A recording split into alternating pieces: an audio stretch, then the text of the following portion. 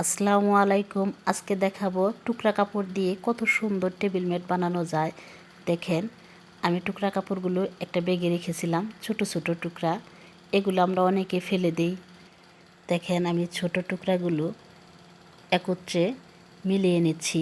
কিছু এক কালার কাপড় এবং কিছু সিটের কাপড়, এগুলো একত্রে রেখে এভাবে সোজা করে নিচ্ছি।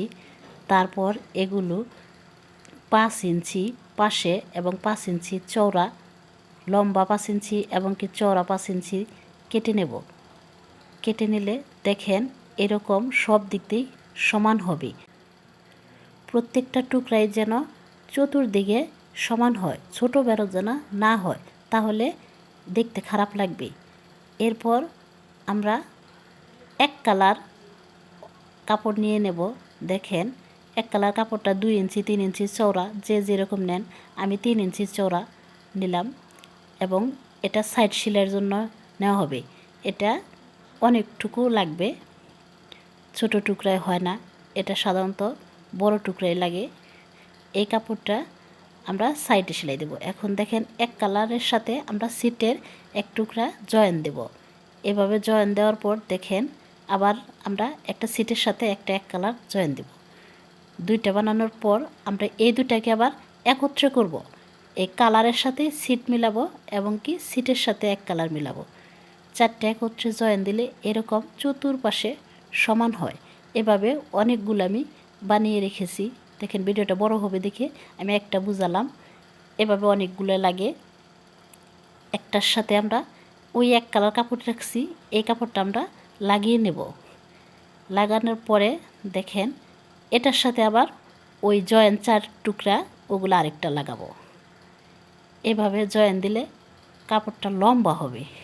লম্বাভাবে আমরা একটা এক কালার আর এবং 4 কালারের যে টুকরা এটা একত্রে লাগিয়ে নেব। দেখেন, এভাবে জয়েন দিলে কাপড়টা লং হয়। এরপর যে যতটুকু লম্বা বানাবেন ততটি জোড়া দিতে হয়। আমি এরকম 5টা জয়েন দিয়ে নিলাম।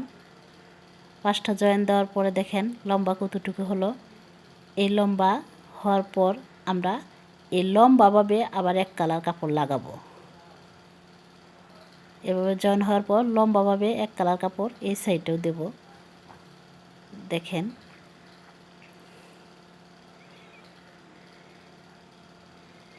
চারটা সিটের কাপড়, মানে 2টা সিটের 2টা এক কালার, 4টা জয়েনের পর এরকম চতুর্দিকেই এই এক কালার কাপড়টা দেওয়া হয়। এখন এই লম্বাভাবে যে আমি আরও কাপড় জয়েন দিয়ে রাখছিলাম এ পাশেও লাগিয়ে নেব।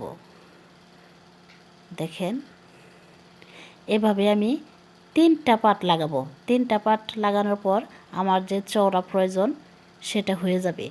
আপনারা আপনার টেবিলে যতটুকু চওড়া যতটুকু লম্বা ততটুকুই বানিয়ে নিতে পারেন।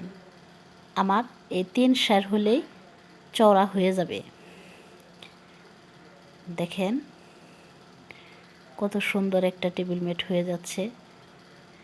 এরপর আমি এই 3 ইঞ্চি কাপড়টা ডাবল ভাঁজ দিয়ে এভাবে সাইড সেলাই করে নেব। চতুর্দিকে এভাবে সেলাই হবে।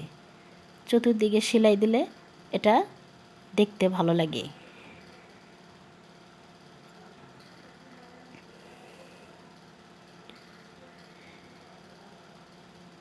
দেখেন, এপাশেও এভাবেই দেব। আপনারা কানিটা ভালোভাবে লাগিয়ে নেবেন যেন ছেড়ে না যায়। টুকরা কাপড় দিয়ে যে এত সুন্দর টেবিল ম্যাট বানানো যায়, না দেখলে বিশ্বাসই হতো না। এটা বানানো শেষ, আমি এখন টেবিলে সেট করে দিলাম। দেখেন কতটা সৌন্দর্য বেড়ে গেল। ভালো লাগলে একটা লাইক কমেন্ট শেয়ার দিয়ে দিবেন, সাবস্ক্রাইব করে পাশে থাকবেন। আল্লাহ হাফেজ।